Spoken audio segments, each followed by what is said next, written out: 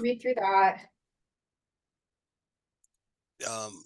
My name is Jason Bliss, and very excited to be here today. Before I even get started, I want to thank all of you for your time today. Our time is one of the most valuable things that we have. And more importantly, I want to thank you for what you guys have dedicated your careers to and working with individuals, especially the young folks out there that are trying to get, what we'll say, back to living in society on society's terms and figuring out some sort of housing situation that's best suited for them. I've always been a big proponent in believing that you can offer somebody all of the services out, the wraparound services, if you will, under the sun, whether that be mental health, substance use, counseling, peer services. But until somebody truly has a safe place to lay their head down at the end of the night, really all of those services are for none. I'll give you a little background on myself. I've been working in the recovery housing field in various different capacities now for a little over 14 years. I've worked with getting real close to 500 homes. Homes for men, women with children, men with children, some co-ed homes, and some family housing homes now. In my current role that I've been in for getting real close to 3 years, I am the executive director of the Washington Alliance for Quality Recovery Residences. Under state contract here in Washington State, I have I have a couple different roles and responsibilities. My biggest is to provide technical assistance to recovery residence operators across Washington State that are either looking to open up a recovery residence, or perhaps some of them that have been in the recovery housing field for a while and just looking for some additional guidance. WAQRR came to be approximately 5 years ago. There was a loose-knit group of providers here in Washington State that were providing very good housing services, and a group of them got together. They started to network a little bit, and in that led to some further conversations and some legislation. Jim had briefly talked about Lauren Davis. Lauren Davis, for those of you who might not know her, an absolutely fabulous legislator, definitely one who's on our side and has championed quite a few recovery bills out there. About the same time that this loose-knit group of recovery housing providers here in Washington State was getting together and starting to talk, there were some individuals within the healthcare authority. There were some individuals from inside of DCYF, the Attorney General's office, that were starting to get some concerning phone calls, if you will, about housing providers that were out there that didn't have the best interest of our clients at heart. They were doing unethical things. They were warehousing people, and there really was no agency before WAQRR that could get out and provide technical assistance, provide some trainings, and do what we've got to, everything that's within our bandwidth, if you will, to try and get things turned around, or ultimately get them to the point where they're not doing any harm to individuals by hopefully getting them out of business. That sparked some legislation to be passed. A new law actually went into effect on January 1st of 2023 that it makes it illegal for any entity in Washington State that has a licensure from the Department of Health to make a recommendation for recovery housing if that housing provider is not listed on the Washington State Healthcare Authority's website as an approved and accredited provider. My agency, the Washington Alliance for Quality Recovery Residents, is the conduit, if you will, to be able to get individuals onto that website. When I first got started here in my role about two and a half years ago, we had a total of 16 houses and 14 providers and 16 houses. And fast forward now, the 2.5 years, we're up to 33 individual and unique providers with let me see, 33 providers, 141 total houses, and growing day by day. The accreditation process, which I'll touch on here in a little bit, is just continuing to pick up steam and continuing to pick up momentum, which is not only good for WAQRR, but for all of us here. It's really refreshing to see the amount of providers out there that truly have the best interest of our clients at heart and want to do the next right thing. Also, when this bill was passed, there were some funds that were attached to it. And when I say, when I more specifically, the funding, sometimes it was a bit of a roadblock, if you will, for individuals that were transitioning from inpatient or an outpatient setting into recovery residences, because sometimes they weren't able to get funding to be able to do that. I've now got a pot of money that's there and available, so that funding, the barrier that was there, is no longer an issue. I'm able to provide funding for all of my accredited recovery residence operators for the individuals that are transitioning into their house. I can pay for the first 3 months, and we can also pay a move-in fee for all of those individuals. So again, one of the big barriers that was out there quickly became eliminated. Also, part of that funding, we just put out a NOFA here about a month and a half ago. I've got a pot of money that I'm issuing out right now in the amount of $9.6 million in $100,000 increments for individuals that are looking to open up new recovery residences and add on new recovery capital beds. It's been a great thing to see all of the continued growth across Washington State. But even with my even with the roughly 141 homes that we've got, Oxford House, another big housing provider that I'm sure you guys are aware of here in Washington State, they've got roughly 344 houses. But even with the total of 475 homes, recovery homes across Washington State, we're still sitting, it varies from month to month, but we're still sitting between a 2 to 5% vacancy rate across Washington State.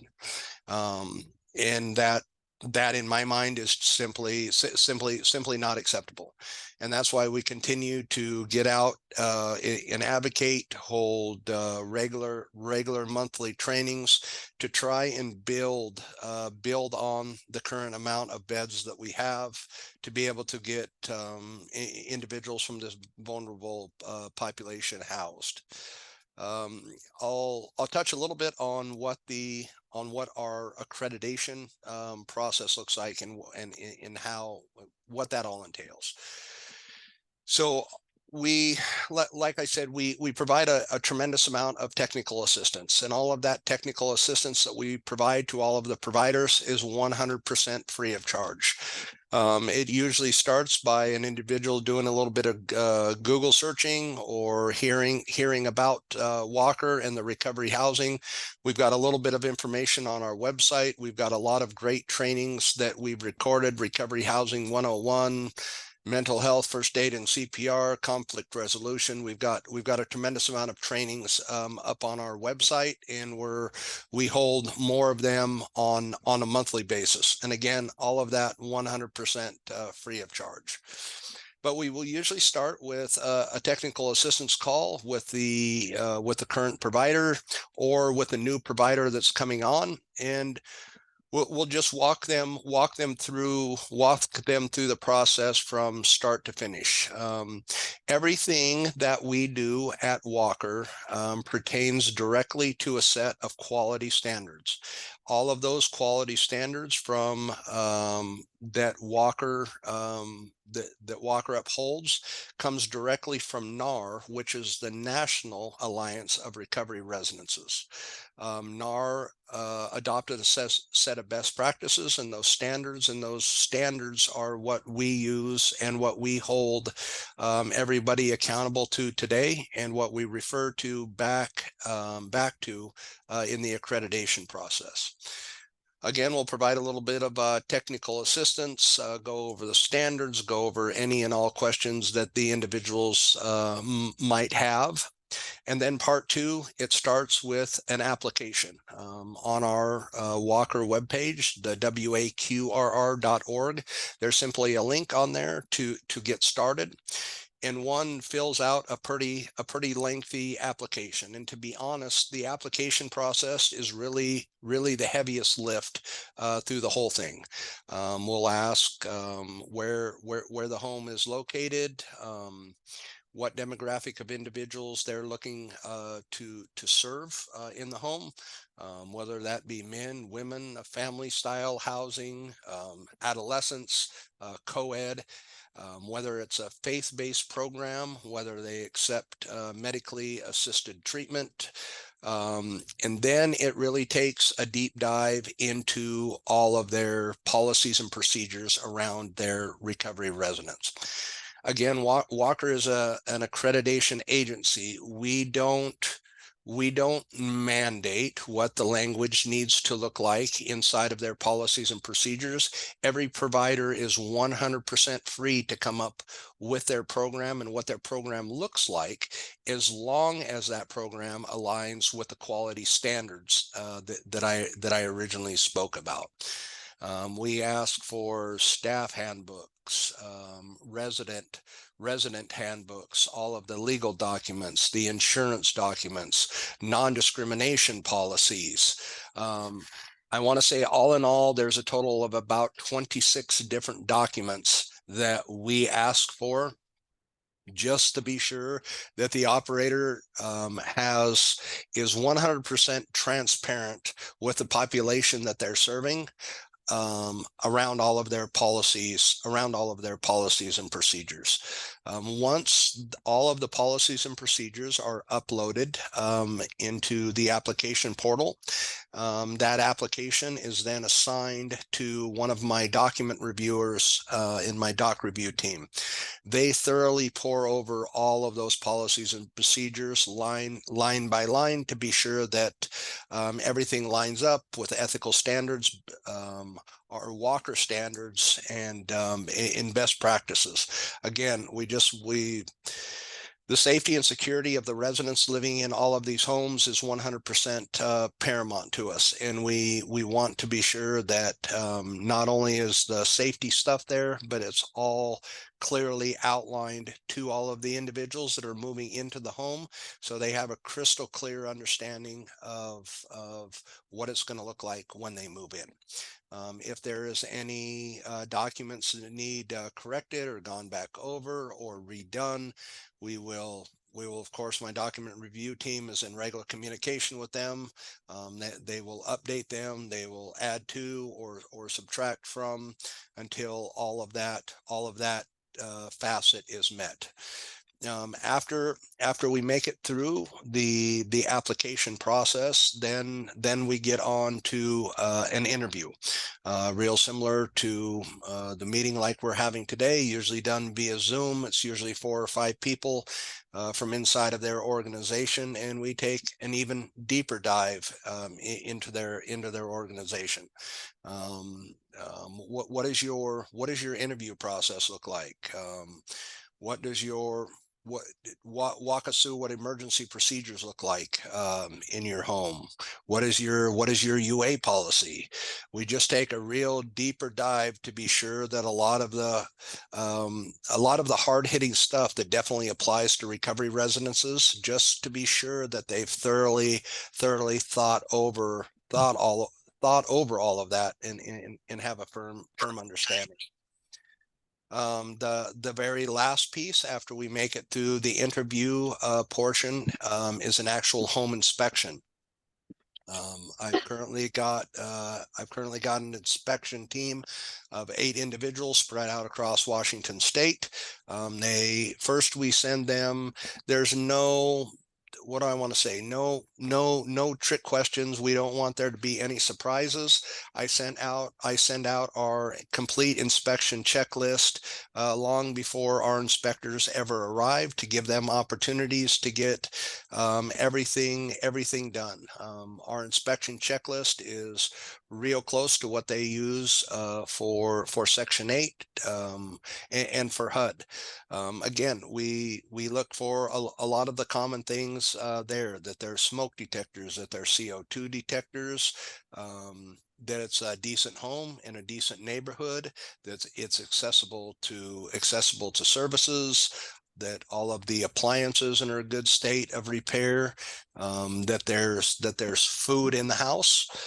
And also, the last part of that home inspection, we actually then have the individuals there representing the company.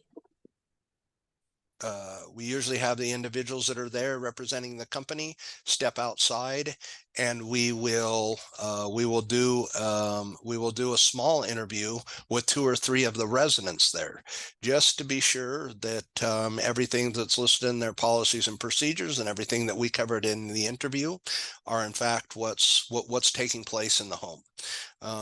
Then and only then, after we get through all of those 4 facets, will we finally issue their accreditation. Accreditation here in Washington State is good for 1 year.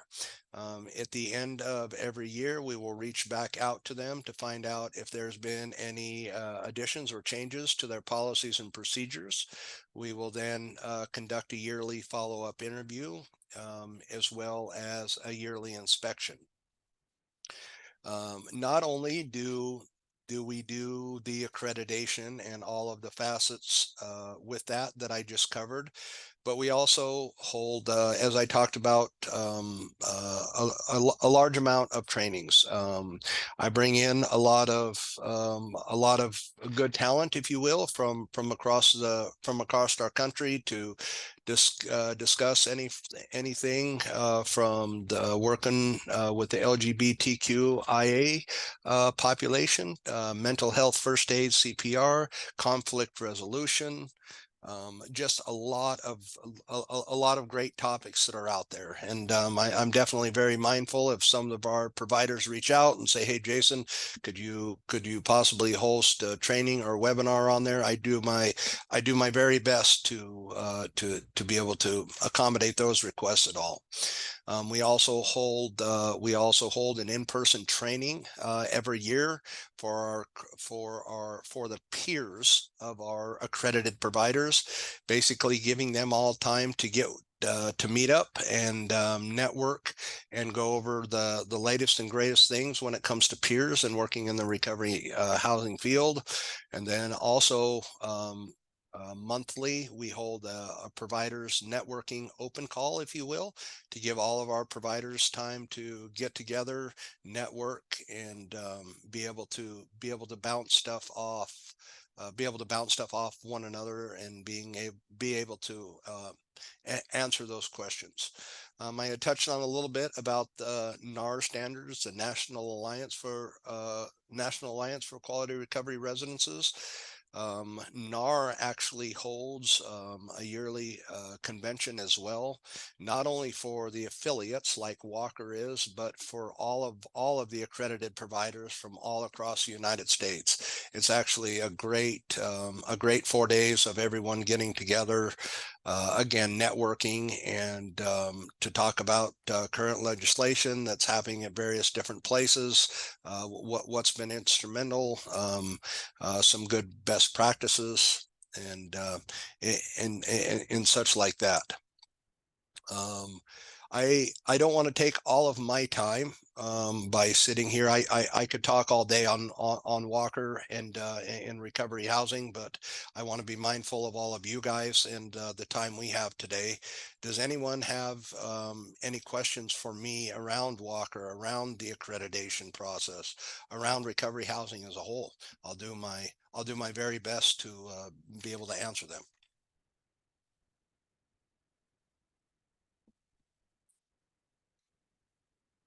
Sarah, I don't know if you did it, but if you did, could you get us back to where we kind of see the I Hollywood did that.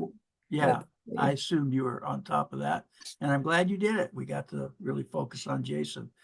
But if you can get us back to Hollywood Square so I can see if folks.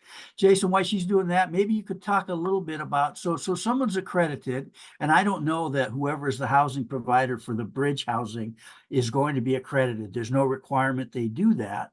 The model that we're talking about is a housing provider and then to contract for behavioral health support, both in-house and in the community. Sure. But if someone's accredited, do you address issues like staffing ratio, the role of peers, some of the more kind of, could you talk about that? 100%, Jim. Any and all that you just named is outlined in our, what do I want to say, in our accreditation standards. Yes, we do work with the individuals on how many people that you might need there, what that might look like overall. And again, with all of my organizations that I currently accredit, all of them are unique in the aspect that they're able to come up with all of their own policies and procedures. But if any time one of them, again, just an example, one of them is a staffing handbook, another one is a non-discrimination statement. If any of them have any questions, hey, I'm really struggling with this, I don't have any idea where I would even begin to write this, we've got a whole bunch of sample documents that we provide each and every applicant with, just to give them something, a basis to start from that they can add to or subtract from. And again, if they need further guidance or technical assistance along the way, absolutely, me and my team are there to help them with that. So do you have a recommendation for, say there were 10 beds in a program? Do you have what is your expectation or standard around staffing ratio, including 24/7? So Jim, that is going to be, you'll have to forgive me, but that is going to vary. If you, and I'll tell you, if you just have, let's just say that you have a home where your requirements are the individual to remain clean and sober, but they're other than that, shy of following the policies and procedures and no disruptive behavior, they're free to come and go, they're free to work. Jim, if in a very minimal setting like that, Jim, you would probably just need one person there with them around the clock.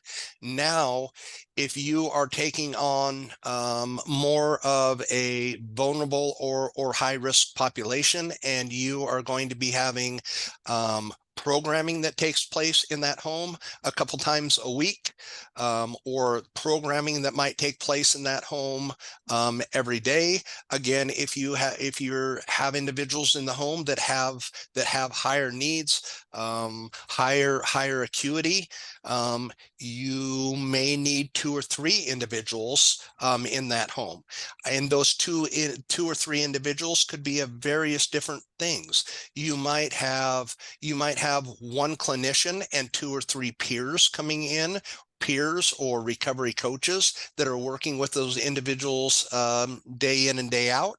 You might have a more sophisticated program where you're actually doing SUD treatment and you're doing behavioral health, mental health treatment. Of course, then you would have more clinicians there.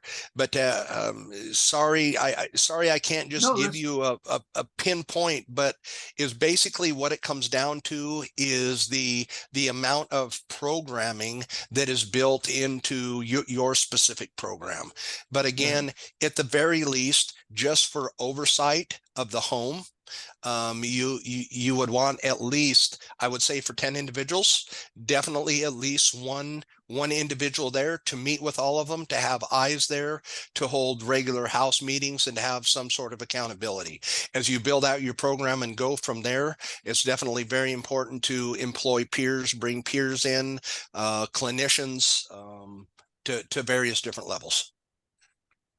yeah, thank you for that. Any other questions? Anybody comments or questions? I saw Bridget had her hand up. Oh, Not letting great. me get off that one. And then we just have a comment real quick in the chat that just says, thank you, Jason, for the updates. It's so cool to hear everything that's happening. Nice job.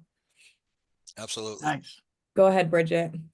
No, Jim, actually, you stated the answer to my question before you asked the question. Was wondering if this was going to be a requirement for these houses through this funding, if they would have to be accredited. But is it, and Jason, maybe it's more for you, is it required if you just, not even with this funding, any funding, if you want to open up a recovery house, would you have to, is it by law, you have to be accredited in Washington State? So I will share, I'll share with you on some of the advantages, if you will, to accreditation. One, of course, being the ongoing technical support that's there and available. Number 2, being recognized on the Healthcare Authority's website. And yes, Bridget, you're spot on when it comes to the funding. Whether it's the Recovery Resident Startup Loan, the bridge funding that I'm able to offer here through WAQRR, yes, both of those require accreditation. And one of the biggest things to be mindful of, again, if there is behavioral health agencies out there, hospitals, or anybody else that has a Department of Health licensure that wants to make a referral legally in Washington State, that home must be accredited for that Department of Health licensed provider to be able to make a referral to that residence. Interesting. Okay, thank you. Of course. Yeah. Any other quick questions or comments? We did, go ahead, Jim, I think MJ had a hand up. Yes. MJ. All right, got to get unmuted here. So I know in previous conversations that we've had, we were kind of trying to figure out if this would be like a new building that we put in place for the bridge, or if it's going to be part of an existing program. So I was just trying to figure out, like, are we going to build a new building for specifically the bridge? Is it going to be in tandem with other programs that are already exist? Like, what does that look like? Yeah, I think that's all TBD. We are not going to build a new building, and that's part of why we got the language that said if we find somebody that can provide the service, we can contract with them so that we could get this up and running as soon as possible. But there's no plan to build a new building. And real quick, before I turn it over to V, I will say, Bridget, we had a big snafu during session a couple of weeks ago, where because we were calling it the Bridge Residential, we got the attention of the Department of Health, who felt like that suggested we were a residential treatment program in the strictest definition, which meant we had to be licensed. And we figured that out. We do not have to be licensed. We changed the name to the Bridge Housing. And one of the key points there is if we require someone to be in treatment, then we are required that house to be licensed. What we are going to say is we have treatment available. We will have services on site and in the community because we have about 200K to subcontract for that. But it is not required. If the young person says, I can stay clean and sober and I'm going to be on my Suboxone, which is treatment, but I don't need to go talk to somebody 3 times a week or whatever that is. If they can stay clean and sober, they can stay in that house. So we did not want to require the entity to be licensed because I think that put us in a whole new realm of beyond what we're thinking about.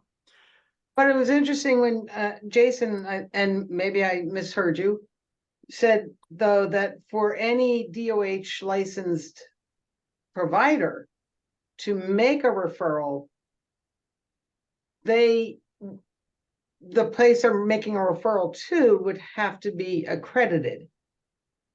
So just for, I guess, for a point of clarification, and I should have touched on this a little bit. Here in Washington State, there are really four levels of housing providers.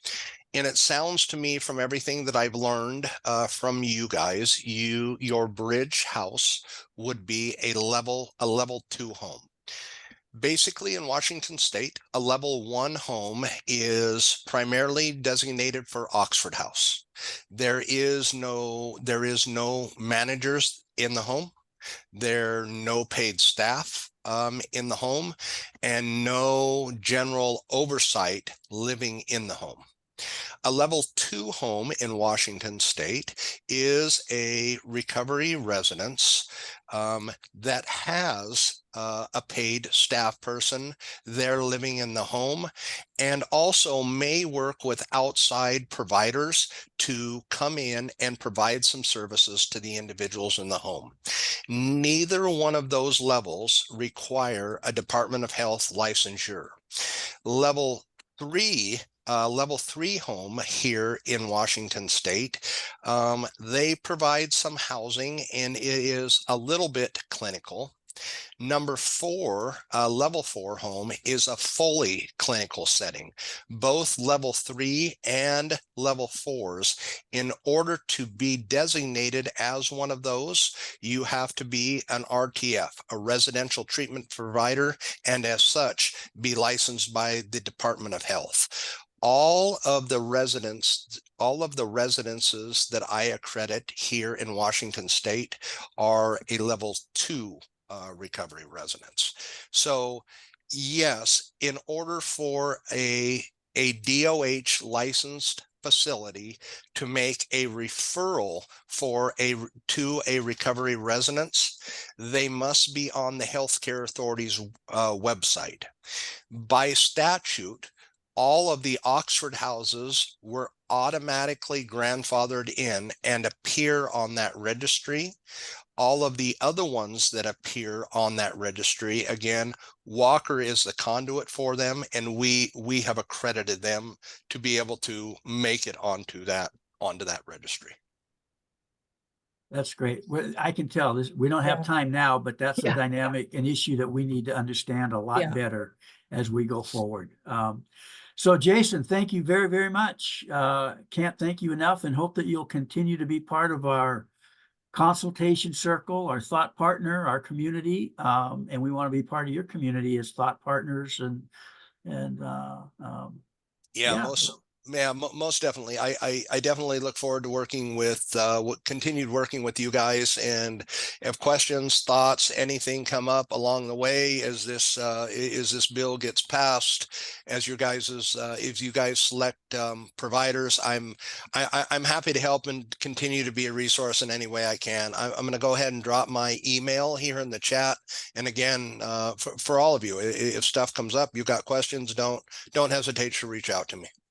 Great. Drop your website in the chat as well, Yep. please. Yeah, And I again, thank you so much, Jason. And I'm going to put Jason's website on our resource page as well, because he also has a great resource through his website where you can actually find all the housing providers from his website as well. So Jason, I'll be in touch with you about that. And thank you Absolutely. again so much. terrific. And yes, Patty, positive reinforcement and encouragement and relationship building will be a big part of, and to be honest, that's why I want to go to some of the housing providers who know how to do that work with young people who've experienced homelessness. So thank you for that. And